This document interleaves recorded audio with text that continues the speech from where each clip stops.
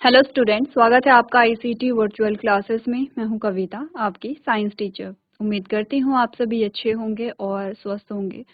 तो क्लास हम यहां पे क्वेश्चन आंसर्स प्रैक्टिस कर रहे हैं और कुछ और क्वेश्चंस यहां पे प्रैक्टिस करेंगे।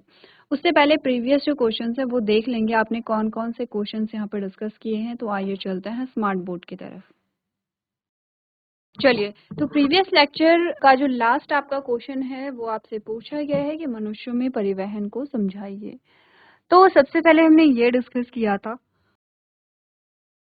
कि परिवहन किन किन चीज़ों का होता है ह्यूमन बॉडी में।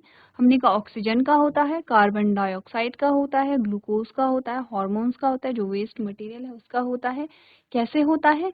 आपने कहा कि रक्त के द्वारा होता है और इस प्रकार से हमने डायग्राम के थ्रू समझा था कि कैसे यहाँ पर परिवहन होता है।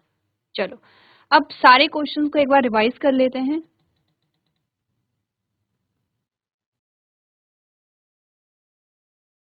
सबसे पहले हमने स्टार्ट किया था यहाँ पे ब्रीथिंग रेट के बारे में कि श्वसन दर क्या होती है यहाँ पे। और इस टाइम पे आप क्वेश्चन पेपर अपना सॉल्व कर रहे थे जहाँ पर बोला गया था कि जब आप एक्सरसाइज करते हैं तो श्वसन दर आपकी बढ़ती है या घटती है, तो उससे रिलेटेड हमने क्वेश्चन यहाँ पे सॉल्व किया था। ठीक है, नेक्स्ट आपके पास क्वेश्चन आता है कि रसांकुर छोटी आंत में पाई जाने वाली उंगलीनुमा संरचनाएं होती हैं। ठीक है, यानी कि आपसे पूछा गया था रसांकुर क्या होते हैं और रसांकुर के कार्य क्या होते हैं, तो उसका आंसर आपके पास आता है कि रसांकुर छोटी आंत में पाई जाने वाली उंगलीनुमा संरचनाएं होती हैं। रसांकुर छोटी कार्य क्या होते हैं इनकी? रसांकुर छोटी आंत में पाचित भोजन के अवशोषण के लिए सतह क्षेत्रफल बढ़ाते हैं और रसांकुर पाचित भोजन यानी कि ग्लूकोज का अवशोषण कर रक्त में पहुंचाते हैं। तो ऐसे कुछ हमने डायग्रामेटिकली समझा था चीजों को, जिसमें ब्रीथिंग के बारे में हमने बात की है। अगेन आपका ब्रीथिंग से रिलेटेड क्वेश्चन आया है तो हमने वो क्वेश्चन यहाँ पे सॉल्व किया है। तो रेस्पिरेशन के बारे में आपसे पूछा गया है डेफिनेशन, जब आपके पास आई कि श्वसन किसे कहते हैं तो आपने कहा श्वसन एक जैविक प्रक्रिया है जिसके द्वारा सजीव ऑक्सीजन का उपयोग करके ग्लूकोज को तोड़ते हैं तथा ऊर्जा प्राप्त करते हैं। इस प्रक्रिया में ऊर्जा के साथ कार्बन डाइऑक्साइड तथा जल का निर्माण होता है। कार्बन डाइऑक्साइड को बाह्य श्वसन यानी कि जब आप सांस छोड़ते हैं तो उसके द्वारा शरीर से बाहर मुक्त किया जाता है। नेक्स्ट क्वेश्चन आपके पॉलिनेशन से रिलेटेड आपके पास क्वेश्चन आया था, तो हमने कहा था पॉलिनेशन क्या होता है। पॉलिनेशन क्या है? Transfer of pollen grain from anther to stigma, यानी कि पराग कण का पराग कोश से वर्तिकाग्र में जो स्थानांतरण है वो आपका परागण कहलाता है। परागण के प्रकार के बारे में हमने डिस्कस किया था, दो प्रकार होते हैं, स्वपरागण और परपरागण। स्वपरागण को सेल्फ पॉलिनेशन कहते हैं। इसमें क्या होता है, जब एक ही फूल के परागकण उसी फूल के वर्तिकाग्र में स्थानांतरित होते हैं तो स्वपरागण कहलाता है। पर परागण को क्रॉस पॉलिनेशन कहते हैं। इसकी डेफिनेशन है कि एक पादप पर लगे पुष्प के परागकण दूसरे पादप के पुष्प के वर्तिकाग्र पर स्थानांतरित होते हैं तो उसे क्या कहा जाता है? पर परागण यहाँ पे कहा जाता है। आगे बढ़ो, आगे फोटोसिंथेसिस से रिलेटेड क्वेश्चन आपके पास आया है कि फोटोसिंथेसिस या प्रकाश संश्लेषण क्या होता है। प्रकाश संश्लेषण है भोजन बनाने की जो प्रक्रिया है या ग्लूकोज को बनाने की जो प्रक्रिया है, ये हरे पादपों में पाया जाता है। प्रकाश संश्लेषण की प्रक्रिया के फलस्वरूप यहाँ पे बनता है ग्लूकोज, जिसको हम ये भी कह सकते हैं कि पादपों का भोजन बनता है क्योंकि ग्लूकोज से फिर एनर्जी प्राप्त होती है। फोटोसिंथेसिस के लिए कुछ चीजें अनिवार्य है, जैसे कि क्लोरोफिल हरित लवक। क्लोरोफिल दूसरा होता है सनलाइट या सूर्य का प्रकाश। तो क्लोरोफिल जो है वो ऑलरेडी प्लांट में प्रेजेंट होता है। इसका काम होता है सनलाइट या सूर्य के प्रकाश को एब्जॉर्ब या अवशोषित करना। ठीक है, दो चीजें आ गई हैं पत्ती में। तीसरी है कार्बन डाइऑक्साइड, जो पत्ती में स्टोमेटा होते हैं, रंध्र होते हैं, उनके द्वारा पत्ती में आता है। चौथा होता है जल, जो रूट से एब्जॉर्ब होकर के पत्ती तक पहुंचता है। और इन चारों चीजों से मिल करके बनता है ग्लूकोज। ऑक्सीजन बनती है इसके साथ साथ, जो कि पौधे की पत्ती से बाहर निकल जाती है। तो स्टोमेटा के बारे में बात की थी, आपने कहा क्लोज स्टोमेटा होता है, ऐसा स्टोमेटा जो क्लोज टाइप का होता है। ओपन स्टोमेटा आपके पास यहाँ पर आता है। तो फोटोसिंथेसिस को हमने यहाँ पे समझा था। आपने कहा पादपों में भोजन बनाने की प्रक्रिया को क्या कहते हैं? प्रकाश संश्लेषण कहते हैं। आपसे बोला गया था कि आपको इक्वेशन भी लिखनी है यहाँ पे। तो यहाँ से हमने जो एग्ज़ाम पेपर आपका आता है, क्वेश्चन पेपर जो आपका आता है, उससे उसके अलावा कुछ और प्रश्न हमने यहाँ पे सॉल्व किए हैं, जैसे कि हरे पादपों को सपोषी क्यों कहा जाता है? जैसे कि परजीवी व मृतजीवी में अंतर बताइए। जैसे कि आपने कहा कि पादपों में परिवहन को समझाइए, पादपों में परिवहन कैसे होता है, और लास्ट क्वेश्चन जो है हमारा वो है मनुष्यों में परिवहन को समझाइए। यहाँ तक इन क्वेश्चंस में अगर कोई प्रॉब्लम है, कोई आपको कन्फ्यूज़न है तो आप पूछ सकते हैं, अदरवाइज़ कुछ और क्वेश्चंस हम यहाँ पे आगे डिस्कस करेंगे।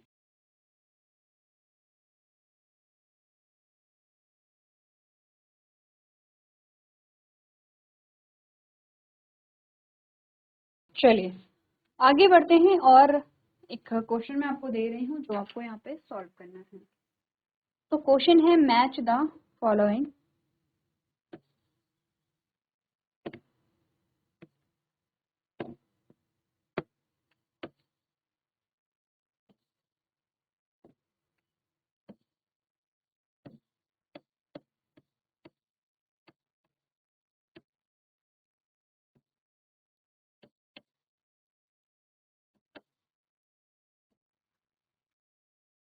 मतलब सही मिलान कीजिए।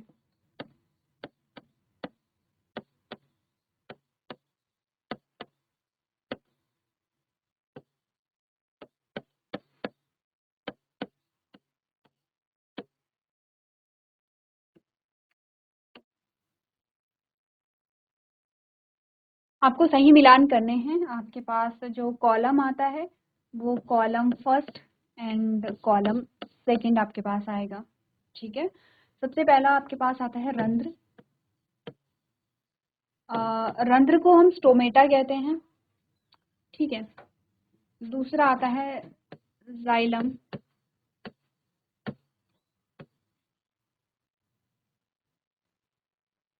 तीसरा आता है जड़ रोम।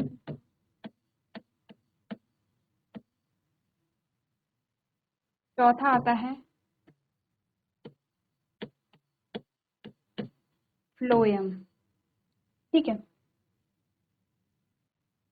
इनके ट्रांसलेशन अगर आपको करने हैं, चलो कर लेते हैं।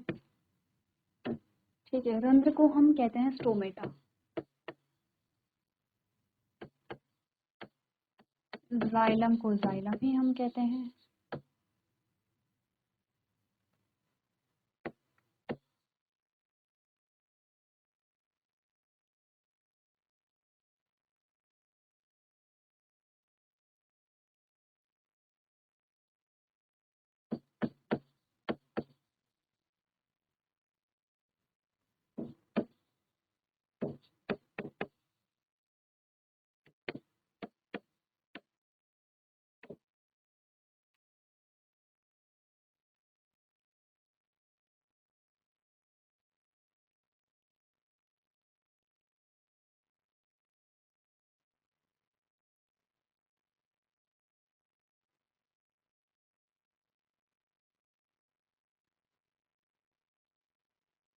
ठीक है।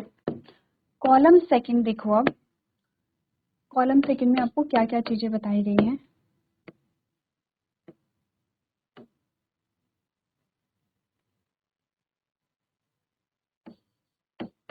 पहला है पानी का अवशोषण।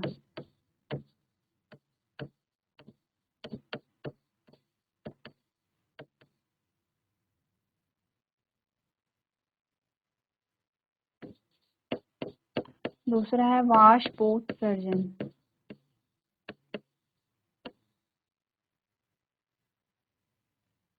तीसरा है भोजन का परिवहन।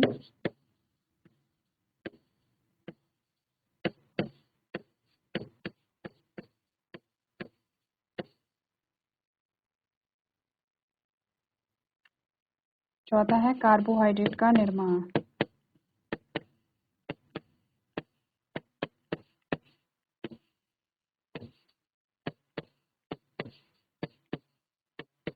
चलो मैं यहाँ पे ट्रांसलेट करके भी लिख रही हूँ, साथ साथ में अगर आपने नोट कर लिया है तो आप क्या करेंगे, यहाँ पे अपना आंसर सॉल्व करने की कोशिश करेंगे।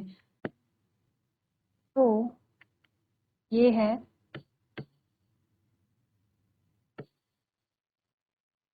एब्जॉर्प्शन ऑफ वाटर, ठीक है। ये है ट्रांसपिरेशन,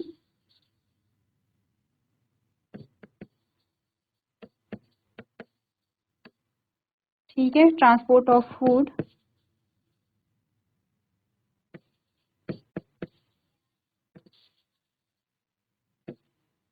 ठीक है। सिंथेसिस ऑफ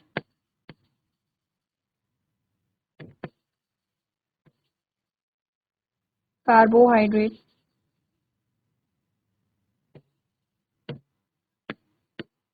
ठीक है। चलो, तो यहाँ पर आपका कॉलम फर्स्ट के साथ आप मैच करेंगे कॉलम सेकंड, ठीक है। एक बार देखो यहाँ पे,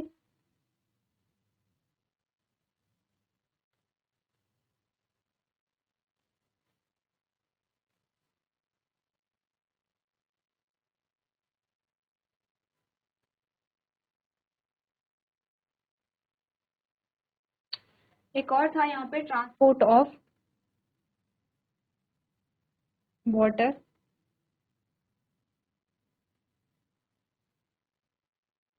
ठीक है। स्पेस नहीं है तो चलो मैं एक यहाँ से हटा दे रही हूँ, ये वाला ट्रांसपोर्ट ऑफ वाटर यहाँ पे लिख लेंगे, यानी कि पानी का परिवहन।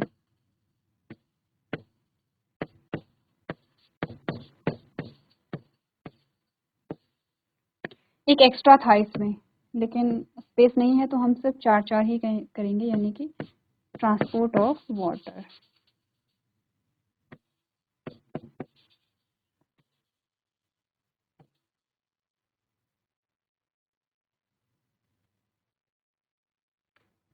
चलो, अब यहाँ पे आपको क्या करने हैं, सही मिलान करने हैं। तो सबसे पहला जो कॉलम वन में आपके पास आता है, कॉलम वन में first, second, third, fourth, and same आपके कॉलम फोर में भी क्या है, कॉलम सेकंड में भी क्या है, यहाँ पे चार ऑप्शन है, ये आपको सही मिलान करने हैं। सबसे पहले आता है स्टोमेटा या रंध्र। तो स्टोमेटा का जो संबंध है वो किससे है, जैसे कि अभी कुछ देर पहले हमने बात की थी स्टोमेटा के बारे में, और आपको बताया गया था कि स्टोमेटा जो है वो कहाँ पाए जाते हैं, यहाँ पत्ती में पाए जाते हैं। इस प्रकार के स्ट्रक्चर यहाँ पे होते हैं। तो ये जो स्टोमेटा है, इनकी संरचना कुछ ऐसे होती है, ये देखो, ये ओपन स्टोमेटा है, ठीक है, और ये क्लोज स्टोमेटा है। तो ओपन एंड क्लोज स्टोमेटा की हमने बात कर ली है, कहाँ पाए जाते हैं, ये ओपन है एंड दिस इज क्लोज। कहाँ पाए जाते हैं, लीफ में पाए जाते हैं, पत्ती में पाए जाते हैं। अब वापस से आओ और देखो कि स्टोमेटा का जो संबंध है वो किससे हो सकता है, क्या वो पानी का अवशोषण करता है, पहली चीज। क्या वो वाष्पोत्सर्जन करता है, दूसरी चीज। क्या वो भोजन का परिवहन करता है, तीसरी चीज। क्या वो पानी का परिवहन करता है, चौथी चीज। तो पहले तो सबको समझो कि पानी का अवशोषण या वाष्पोत्सर्जन या भोजन का परिवहन या पानी का परिवहन क्या होता है, और इन सभी के लिए आपको फिर से बनाना पड़ेगा एक और डायग्राम। एक और का मतलब है कि हमने काफी सारे डायग्राम बनाए हैं अभी तक प्लांट्स के, तो बस सेम चीज है। आपको यहाँ भी क्या करना है, ये है, अच्छा, रूट को आपको प्रॉपरली बनाना पड़ेगा, ठीक है।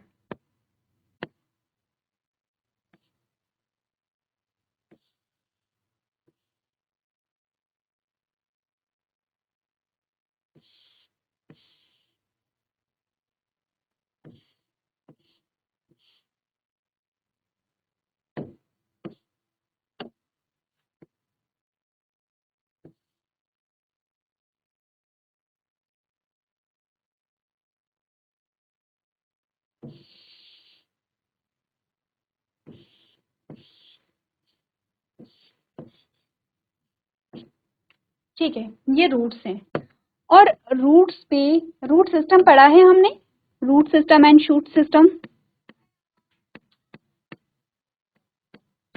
आपको सही मिलान करना है, तो आपका पूरा जो आंसर है वो आपके इसी एक डायग्राम में मिल जाएगा आपको। ठीक है, सिंगल डायग्राम से आपका जो आंसर है वो पूरा कंप्लीट हो जाएगा। चलो,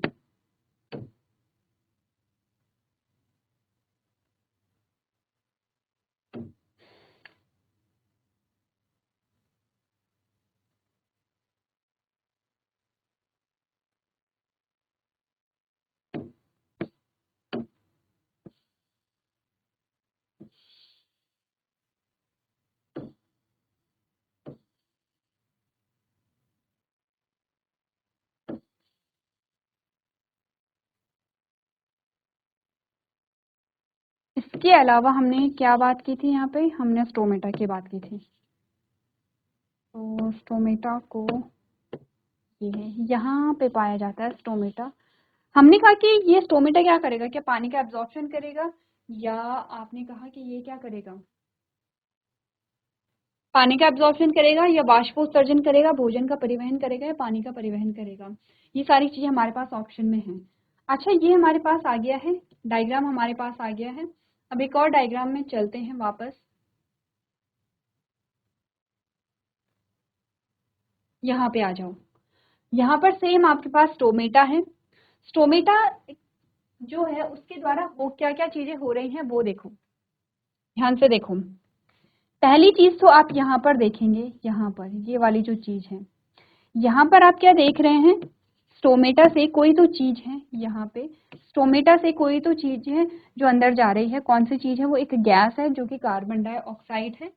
और आपने कहा स्टोमेटा से कोई चीज बाहर भी आ रही है, वो है यहाँ पे ऑक्सीजन। ठीक है, पहली चीज तो ये हमने देखी है। ठीक है, स्टोमेटा का ये काम है। तो अगर आपके पास ऑप्शन में होता कि स्टोमेटा के द्वारा गैस विनिमय होता है, गैस विनिमय का मतलब है एक्सचेंज ऑफ गैसेस, यानी कि कोई तो गैस अंदर जा रही है, कोई गैस बाहर आ रही है। तो एक्सचेंज ऑफ गैसेस हमारे पास ऑप्शन में नहीं है। वैसे स्टोमेटा का काम वो भी है, ठीक है, स्टोमेटा का जो संबंध है वो उससे भी है, यहाँ पर देखो।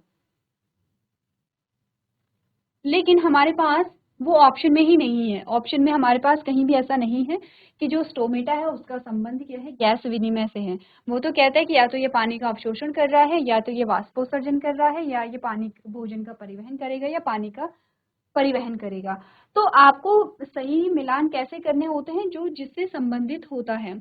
अब वापस से डायग्राम में आ जाओ। आपने कहा कि पानी का क्या रंध्र पानी का अवशोषण करेगा? हमने कहा था कि पानी का अवशोषण तो ये नहीं करता है, क्योंकि हमने अभी तक जो पढ़ा है उसमें तो यही हमने पढ़ा है कि पानी कहाँ से कहाँ होता है। पेड़ पौधे पानी को कहाँ से लेते हैं? मिट्टी में जो पानी होता है उसको लेते हैं। अब ये जो पानी है ये कहाँ जाता है? आपके जड़ों में जाता है। ये जड़ों में चला गया ऐसे, ठीक है। जड़ों से ये कैसे ऊपर की ओर जाता है? कुछ पाइप जैसी संरचनाएं होती हैं, और वहां से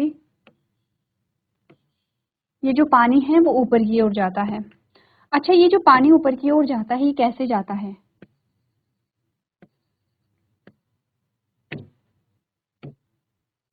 मैं ब्लैक में दिखा रही हूँ, ऐसे जाता है। ये पानी ऊपर की ओर ऐसे जाएगा।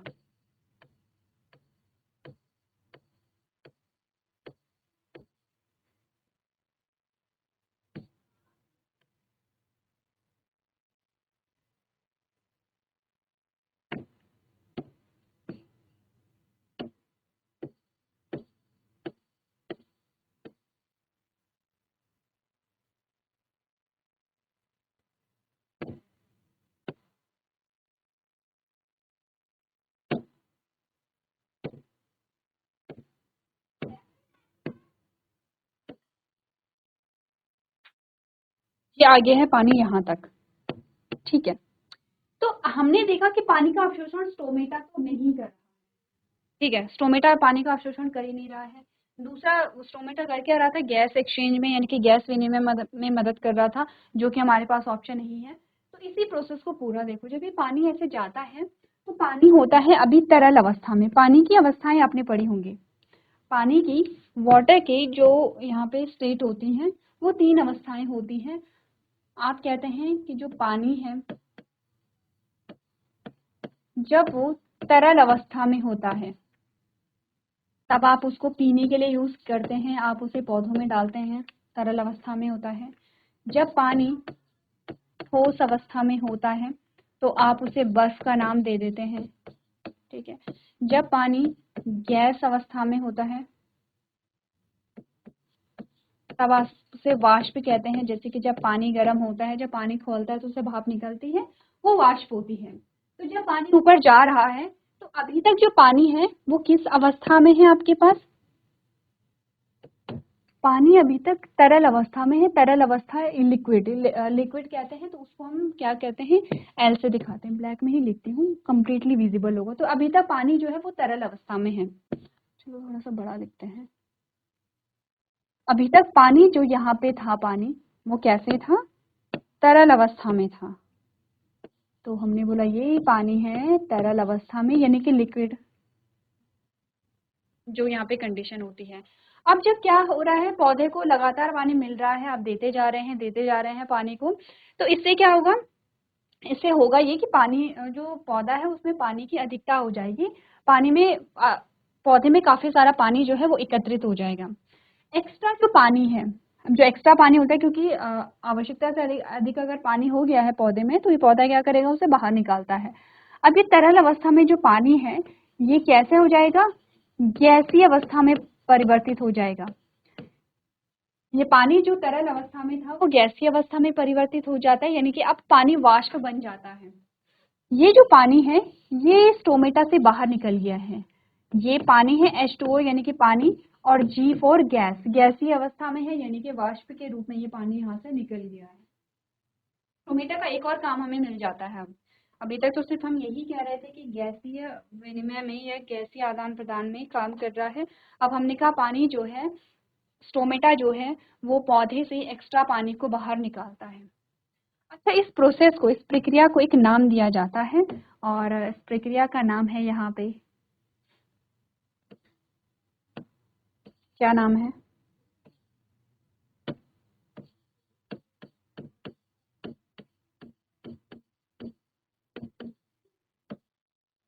वाष्पोत्सर्जन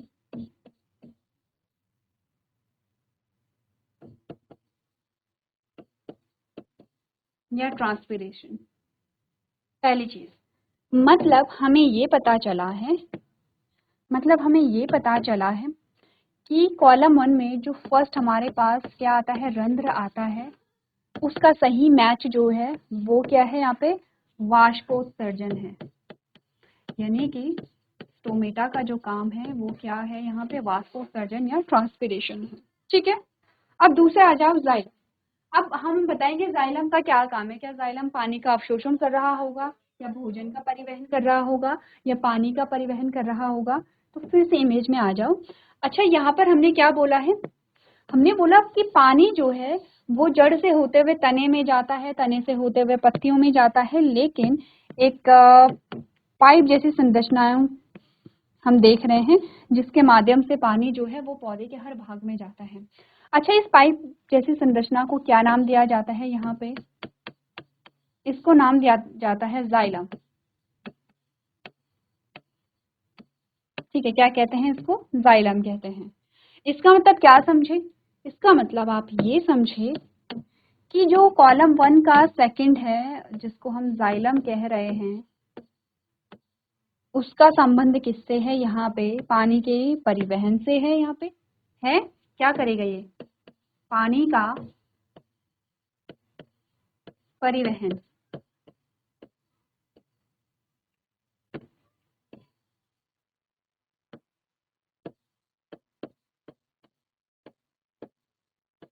पानी का परिवहन करेगा, ठीक है। तीसरा आता है जड़ रोम। अब जड़ रोम का क्या काम है? क्या ये पानी का अवशोषण करेगा? ये भोजन का परिवहन करेगा? तो आगे आ जाओ, पहले ढूंढो जड़ रोम है कहाँ पर। तो जब आप जड़ रोम को ढूंढेंगे तो आप रूट को ढूंढते हैं, तो आपके पास आती है प्राइमरी रूट, प्राथमिक जड़। ये मैं इसको ट्रांसलेट करके नहीं लिख रही हूँ, क्योंकि जब हमने डायग्राम बनाया था तो हमने दोनों चीजें यहाँ पे डिस्कस की थी। प्राइमरी रूट को प्राथमिक जड़ कहते हैं, आप लोग फटाफट से लिख लेंगे। और प्राइमरी रूट से निकलने वाली जड़ों को सेकेंडरी रूट या द्वितीय जड़ कहते हैं।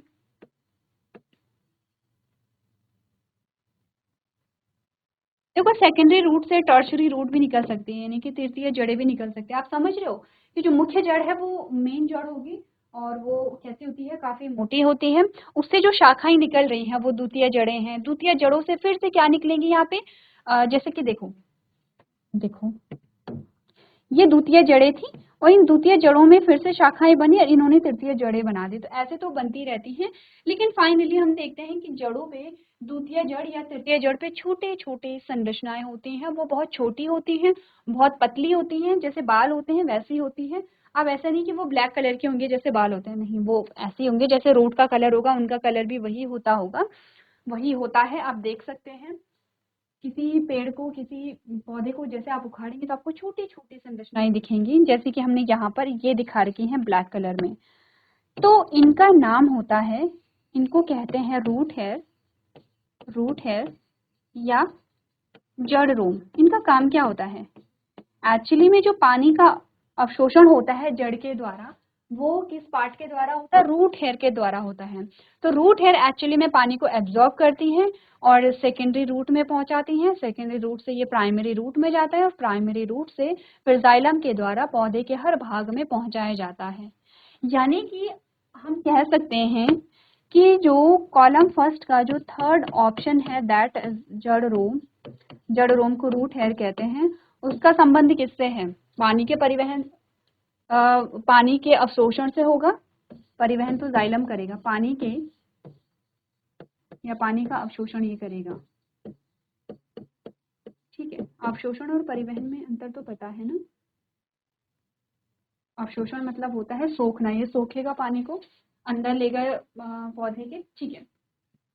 लास्ट हमारे पास रह जाता है फ्लोएम।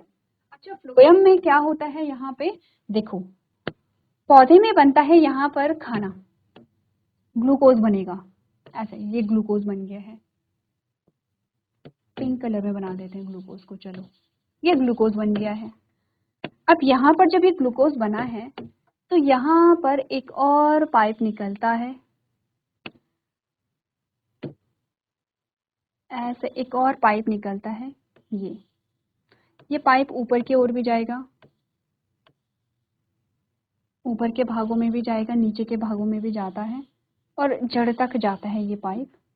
ये पाइप करता क्या है, भोजन को पहुंचाता है पौधे के हर भाग में, यानी कि भोजन का परिवहन करेगा और हर भाग तक भोजन को पहुंचाएगा। इस पाइप का जो नाम है वो है यहाँ पे फ्लोएम। यानी कि हम कह सकते हैं कि जो लास्ट ऑप्शन रह जाता है फ्लोएम, उसका काम है क्या, भोजन का परिवहन, ठीक है। कंप्लीट हुआ आंसर, समझ आया। एक सिंगल डायग्राम से आपका पूरा जो आंसर है वो यहाँ पे सॉल्व हो जाता है। चलिए, सो क्लास हमने यहाँ पे कुछ क्वेश्चंस डिस्कस किए हैं। आई होप आपको ये जो आंसर्स हैं वो समझ में आए होंगे। तो आज के सेशन में हम इतना ही करेंगे। अभी तक क्लास में बने रहने के लिए आपका धन्यवाद।